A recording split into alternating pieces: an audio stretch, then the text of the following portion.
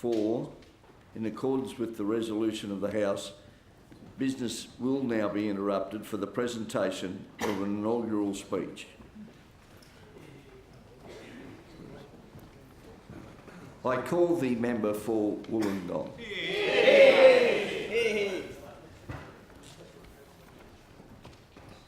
Thank you, Mr Deputy Speaker. I'm humbled to be here today addressing the oldest parliament in Australia for the first time. Today I commit to working every day to retain and strengthen the trust and confidence the people of Wollongong have placed in me. We commence sittings this year with a new member for Wollongong and a new Premier. It's a fresh start. Premier, this is an opportunity for you to deliver the fair share that you have promised the Illawarra. Deputy Speaker, Wollongong is a city forged in steel, mining and heavy industry. From the Dalfram dispute to campaigning to improve Port Kembla's air quality, its history, industrial history and history of activism means that Wollongong holds a special place in the Labor movement and for the Labor Party. In advancing our interests, the political and the industrial arms of the Labor movement united to advocate Labor's plan for Wollongong during the by-election. We showed that we are at our best when we work together, and the number of people who volunteered their time was simply phenomenal. I would like to pay particular thanks to members of every Labor Party branch in the Illawarra. New South Wales and Illawarra Young Labor, a committed group of future leaders coordinated by Jen Light and Alex Costello, many giving up every weekend for weeks. The trade union movement, particularly Graham Kelly, Gary Vann and the United Services Union, Gerard Hayes, Renee Cross and the Health Services Union, Tony Shelding, Rob Perk and the Transport Workers Union, Lee Webb, Bob Timms and the CFME United Mine Workers, Gary Keane, Mick Cross and the Maritime Union of Australia, Daniel White and the Australian Manufacturing Workers Union, Wayne Phillips, the Australian Workers Union, and Tara Moriarty and United Voice. I'd also like to thank long-time friends and supporters, including David Volts, Jane Shelton, Owen Torpey, Laura Ryan, Gail Morgan, Catherine Conroy, Simon Tatz, Amanda Bresnan, Chris Parkin, Donna Tetley and Aaron Rule, and a few of them join us in the galleries today. And of course my wife Alison, my strongest supporter and toughest critic, who is right more times than she's not. She's simply amazing. Her advice can be blunt, but it is always effective. Her final words on the way to my first media event are firmly etched in my memory. The reality is, no one has shown more confidence in me, has been willing to take up causes with me or encourage me in quite the way that she has. We're in this together, and I'm grateful for her love, support, her intelligence, her ideas, her instincts, and her hard work that have allowed me to be here today, fulfilling my dream to represent the community that we were both born in. Deputy Speaker, Wollongong is in my blood. I'm the third generation of my family to call it home. To paraphrase our marketing slogan, I love the gong. I'm a proud product of its public education system, the first in my family to complete high school and university. During my time in this place, I worked to advance public education, particularly as we look to improve the way we support children living with autism. To the best of my knowledge, I'm also the first representative in this place to come from the small mining village of Mount Kembla on the outskirts of Wollongong. Mount Kembla is famous for a mine explosion in 1902 which killed 96 men and boys, and is commemorated every year. An important reminder of the need to be vigilant on workplace standards and safety. I've always been lucky to have the love, support and encouragement of my parents, Inter and Ian, my brother Glenn and sister Jane. Thank you for everything. Their support and encouragement has expanded to include my mother-in-law Pam, brothers-in-law Boyd and Colin, sisters-in-law Rosie and Karen, nieces Kimberly and Annabelle, nephew Caleb and Aunt Edith. Thank you for your help and the confidence you've shown in me. I also recognise my grandparents Gunda and Villas Clavins, Bill and Edna Scully, and my father-in-law Ron Burns, who've all passed away but would have loved to have been here today. Mr Deputy Speaker, Wollongong has grown through waves of migration. In making this point, I acknowledge that European settlement is only a small part of its history. The Wadi Wadi people have lived in the Illawarra for tens of thousands of years and have an important role in our future. I pay my respects to their elders past and present. My own family reflects our migrant history. My mum migrated from post-World War II Germany, while Dad's family originates in Ireland. Migration created a community accepting of all. Ethnic and religious backgrounds took a back seat. People moved to Wollongong for a better life, and largely they achieved it. Residents new to Wollongong might not have shared a common language, but they shared common goals and values. In representing my community, I look to harness the strength of the tapestry of people and the backgrounds that comprise it, embracing our shared values of fairness, decency and equality for all. These shared values are Labor values, and they are my values. My values and passion for our region prompted people like Carolyn Brown, Steve Tyman, Vivian Twyford, Nick and Judy Whitlam, Colin and Melissa Markham, Bevan Fermor, Faye Campbell, Wendy Richardson, Jenny Osmond and cricketing legend Adam Gilchrist to back me publicly. I thank each of you for putting your trust and confidence in me. I bring to the role knowledge and experience gained in a mix of volunteer, advisor and chief of staff's roles for Stephen Martin, David Campbell, Sharon Bird, Chris Hayes, Craig Emerson and Justine Elliott, all of whom have served their community or continue to serve their communities with distinction. I thank them for teaching and mentoring me. I've learned a lot from each of you, especially you, Sharon and Chris. Deputy Speaker, people often assume that Wollongong has always been represented by Labor. However, under various electorate names, it has been represented by the Liberals, an independent, nationalists, protectionists, free traders and the Australian Labor Party. Some also make the false assertion that Labor does not support our region. But you see Labor investments everywhere you go. You can get on a free bus delivered by Labor and take a journey around Wollongong, highlighted by Labor investments such as the Wollongong Entertainment Centre and upgraded Wynn Stadium, a steelworks that continues to operate today as a result of action by Labor governments, an expanded port of Port Kembla, now the largest vehicle importation hub in the country, a redeveloped Wollongong Public Hospital that was an 8-metre hole in the ground just 20 years ago, a world-class university and innovation campus that is home to world-leading academics and researchers, and first-class TAFE facilities at Wollongong and West Wollongong, to name a few. Deputy Speaker, people criticise politicians, but these are just part of the legacy of my predecessors. On behalf of our community, I thank them for building a strong foundation for us. But we can make our community even better. Wollongong deserves its fair share. The elderly, disabled and many others find it almost impossible to access trains at Unanderra Station. It's a 72-step struggle to the platform. The station needs lifts, and I'm determined to see them built. Labor is committed to them, and we look to the government to match that commitment. Today I pose the same question to the Premier that she herself posed in her own inaugural speech. How long must we wait for this basic service? Because if you cannot access the service, it might as well not exist. A state that trumpets being number one should never settle for second best for the most disadvantaged citizens. Mr Deputy Speaker, Wollongong's unemployment rate remains stubbornly above the New South Wales average, and about 20,000 people a day leave the region for work. I know what it's like, having commuted myself for nearly 15 years. Over the next 20 years, Sydney's southwest will be home to more than 1 million people and an estimated 100,000 more jobs. I was pleased to work with the University of Wollongong when it decided to engage directly with the region through a campus at Liverpool. In a similar way, we need to invest in infrastructure connecting Wollongong to this growing region. Improving infrastructure connections will also increase tourists and other recreational visitors to the Illawarra, helping create more local jobs. Deputy Speaker, at the same time, we must also invest to support our own population growth. Despite the best efforts of great staff, Wollongong Public Hospital has some of the longest waiting times in the state, and the future of services at Port Kembla Public Hospital are uncertain. We have multi-million-dollar school and housing maintenance backlogs, an unfulfilled promise of a thoracic surgeon at Wollongong Public Hospital, and we deserve our seat at the Cabinet table back by reinstating the Minister for the Illawarra. Deputy Speaker, I'm committed to strengthening our local economy, society and environment by pursuing the initiatives in Labor's Jobs Action Plan.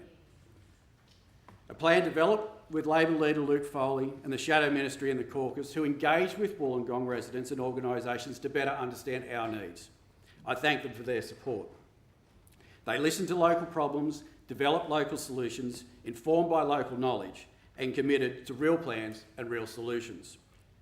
The Leader of the Opposition was clear. Wollongong matters to Labor, and it will always be taken seriously, and he meant it. I mean, you could hardly keep the guy away from the place. He has shown that by focusing on the issues that matter to people and transforming this into a clear direction for Labor, the old adage rings true: good policy makes good politics. We communicated our plan through a comprehensive campaign coordinated by the formidable team of Kayla Murnane, Pat Garcia and David Dobson, supported by the officers of the Leader and Shadow Ministry. And the smart and energetic team in Wollongong of Liam Rankine, Gino Mandarino, Jess Malnerzik, Caitlin Ruden-Rees, Jessica Malcolm-Roberts, BJ Roberts, Chris Lacey, Janae Taverneau, Chris Newen, Blake Osmond, Elise Dorfino and Janelle and Rod Rimmer, to name a few. We were cheered on from afar by Mitch, Monica and Marbury Dwyer on an overseas posting, by Jessica Sparks, who was recovering from her second double lung transplant, and by Mike Muir and Kristen Wall in Queensland. I thank my council colleagues Anne Martin, Chris Connor, David Brown and Janice Kershaw and Mary-Ann Saliba, along with the staff of the offices of the member for Cunningham, Whitlam, Kira and Shellharbour for their help. Time prevents me from naming all of the literally hundreds of people who helped me, but I thank each of them. However, I would like to thank some individually, especially Dot and John Park, also known as the parents of the member for Kira, Tom Ward, Good people. good people indeed, Good people. Where did they go? Bob Turner, Norma and Michael Wilson, Neil Barnett, Tanya Brown, Brian Dellett, Faye Elborn, Jihad and Hussein Salem, Peter Buvev, George Bartolo, Craig Kershaw, Anne and Bob Bauer, Vicky King, Charlie Habazin, Simon, Aldo and Annette Zulian, Lou Stefanowski, Alan and Pat Cobbin, Bev and Kev Reid, Rusty Abbott, Kylie Martin, Linda Campbell, Michael Knight, Dom Offner, Dave Latham, Dermot Ryan and the Irish Friends of Labor, John and Liz Hobbs, Anne Wilcox and Stella Chapman, along with some great young campaigners, including Peter Mumford, Alex Saliba, David Atkins, Josh Mills, Kyle Waples, Blake Corsica, Patrick Bell, Hugh McClure, Rita Andreas, and my friends from the Blamby Surf Club and former colleagues from the University of Wollongong. I'd also like to thank the Federal Member for Whitlam, Stephen Jones, and sincerely thank my great mates from the rest of the team, Illawarra, in this place, the member for Kira and the member for Shellharbour. Your advice, counsel, help and assistance was simply superb, and thank you so much. Deputy Speaker, for the last 5 years, I've worked at the University of Wollongong's Innovation Campus alongside dedicated researchers who are shaping our industrial, employment and social futures. I was the only economist in the building, and my colleagues were never convinced that a background in the dismal science was good enough for me to take on science in the labs. It's probably just as well, with several thousand chemicals in the building. If it all went wrong, the explosion would have rivaled Sydney's New Year's fireworks. Research in nanotechnology, 3D printing, autonomous vehicles and sustainable buildings are just some of the areas being advanced by the University of Wollongong. At the Australian Institute for Innovative Materials, where I was the Chief Operating Officer, the task was to innovate, scale up and help develop devices integrating research breakthroughs. It was a complete process to turn research into reality. Whether it's more efficient energy generation and storage or personalised medical devices, today's innovations will be part of our future. Hopefully breakthroughs will help others diagnosed with cancer at a young age, like my friends Louise Biggs, Campbell Giles and Tony Newman, three strong women taken from us in their prime. Mr Deputy Speaker, Wollongong will continue to make a great contribution to Australia's future, just as we have always done. Over the past couple of decades, Wollongong has transformed from a steel mining and heavy industrial town to a more service-based economy. We're the city of innovation for a reason. Comparing the Wollongong of my childhood, which had around 20,000 people employed at the steelworks and a few thousand students at the University of Wollongong, to the Wollongong of today, with a few thousand employed at the steelworks and more than 30,000 students enrolled globally at its university, is a clear demonstration of the change. But this doesn't mean that our steel and traditional industries are not part of the Illawarra's future. They most certainly are. That's why we've developed our steel plan that helps provide a sustainable future for steel and metal manufacturing. But our city and employment mix has changed. While I welcome the potential of emerging technologies, I realise that this feeling is not always universal. As the son of a retired truck driver and family who owned an airport shuttle small business, I'm conscious of the impact of automation on the future of work. It is claimed that nearly 2/3 of children who started school a few weeks ago will be in jobs not yet thought of, and more than a quarter of existing jobs will be obsolete in a generation. Parliamentary library research suggests that more than half of the jobs in the Wollongong electorate are at risk from computerisation and automation. That's nearly 17,000 jobs. I don't believe that all of these jobs will disappear without replacement, but naturally people become concerned about their future when they don't immediately see their place in it. After all, very few middle-aged steelworkers go on to create high-tech startups. But innovation is about more than just IT and fintech.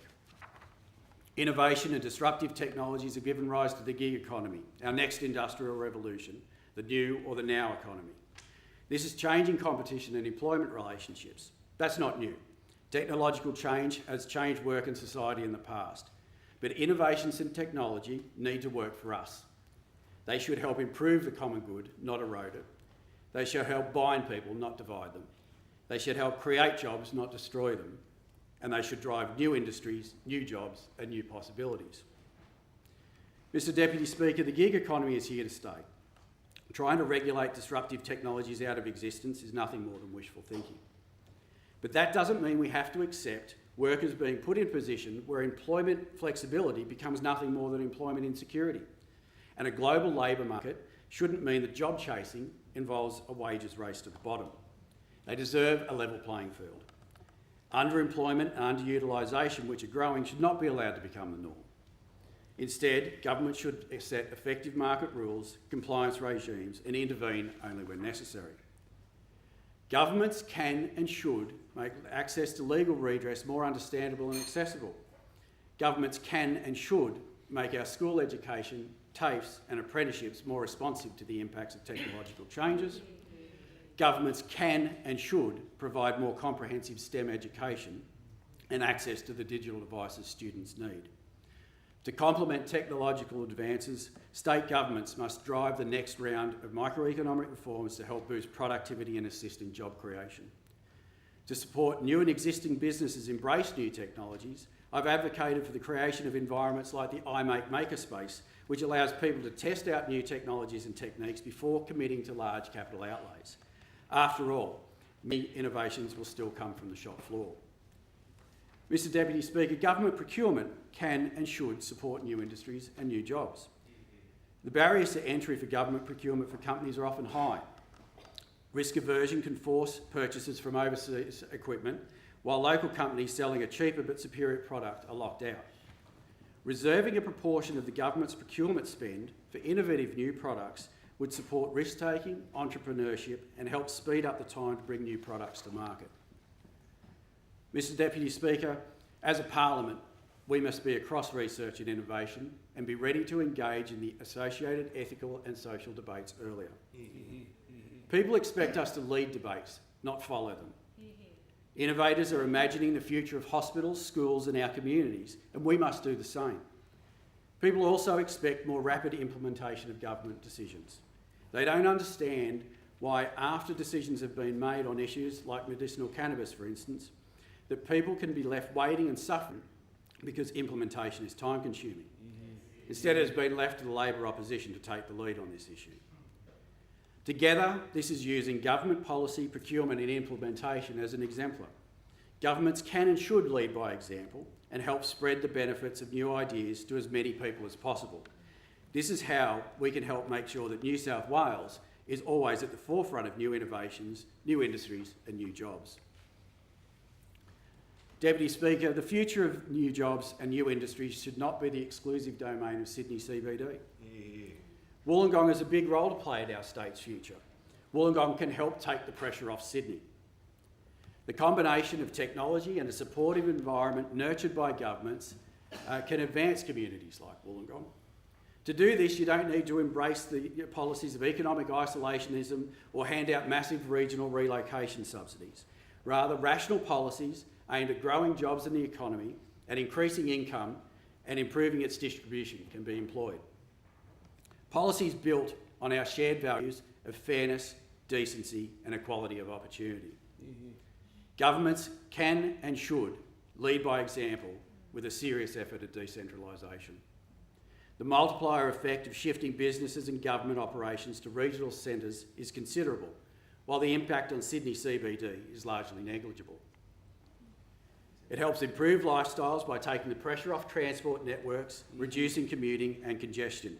It grows regional opportunities. Deputy Speaker, when I worked with a team from Advantage Wollongong, we sold the benefits of Wollongong to businesses looking to relocate. It wasn't a hard sell when you outlined our relatively lower costs, positive business environment and Wollongong's lifestyle benefits for their staff. It was a win-win, yet this government, unlike previous Labor governments, seems unable to recognise it. In 6 years, it has only relocated 38 public sector jobs to the Illawarra. Decentralisation will require supporting infrastructure, but first it needs a real and genuine commitment from government. Mr Deputy Speaker, many of the challenges we face are not new. Fundamentally, it remains a question of who gets what, why, how and at what cost. At times we need to unpack problems and begin from first principles, rather than scramble for gesture politics and quick fixes that can entrench problems. Addressing housing and housing affordability warrants such an approach. We need to be willing to start with a question of why not. As George Bernard Shaw wrote, you see things and you say why, but I dream things that never were and I say why not. We need to be as creative and innovative in our role as legislators and policymakers as our world-leading researchers are in creating new possibilities. Governments cannot solve every problem, but a shared responsibility between the government, the people it serves, the organisations that help deliver solutions can make a real difference. To help restore respect, integrity and faith in public life, we parliamentarians must also be willing to be more upfront with our constituents. Mr Deputy Speaker, Paul Keating said, we Australians have a remarkable future within our grasp, a future that other countries can only dream of. We have a great goal and Labor has a great passion to reach it. This is very much the case in Wollongong. We're ready for the future. The key elements already exist: a skilled, multilingual workforce, a research-driven university, connection with an international airport and a working port. This allows us to seize new opportunities such as the production of medical devices, green collar jobs, energy storage, or developing new ways of tackling dementia or caring for our aged, disabled and mentally ill. These new opportunities can also help increasing demand from our existing industries. If we are to address the politics of division and feelings of alienation, we must share the benefits of economic growth beyond Sydney CBD. We must do everything possible to support those who weren't blessed with opportunity and address the pockets of poverty, inequality and disadvantage that exist in the suburbs of Wollongong, the outer suburbs of Sydney and other parts of the state. Improving access to housing, access to education, access to job opportunities and access to quality healthcare can be supported by spreading the corridors of growth. That's fair, that's decent, and that helps provide equality of opportunity. Mr Deputy Speaker, in pursuing this, I commit to working every day for everyone in Wollongong. I believe in a future where everyone gets a shot at a good education, a decent job near to where they live, and a bright future. Together, we can achieve this. I thank the House.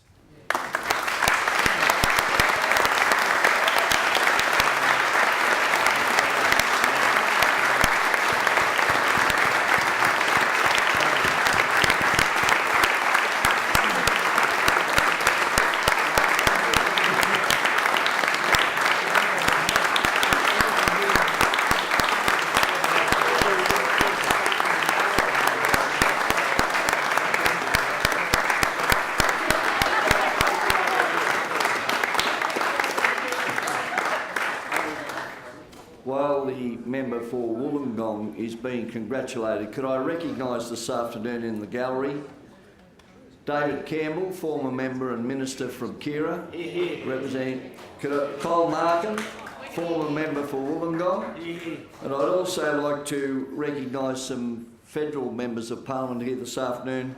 Chris Hayes, representing the seat of Fowler, Anne Stanley, representing the seat of Werriwa, Sharon Bird, representing Cunningham, Laurie Ferguson, a former member, Justine Elliott, representing the seat of Richmond, Councillor John Thane, Mayor of Penrith, and Councillor Rhys Burns from Tweed Shire Council.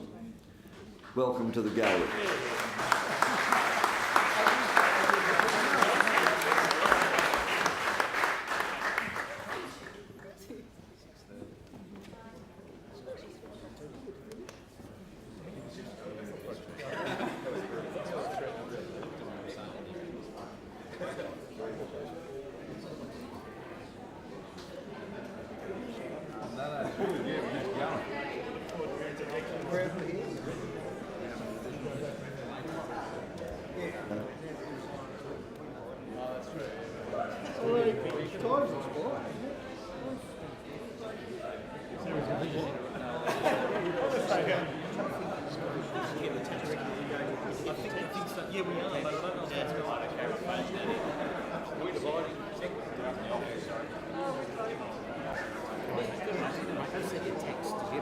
No, it's up to the phone. Okay, yeah, no.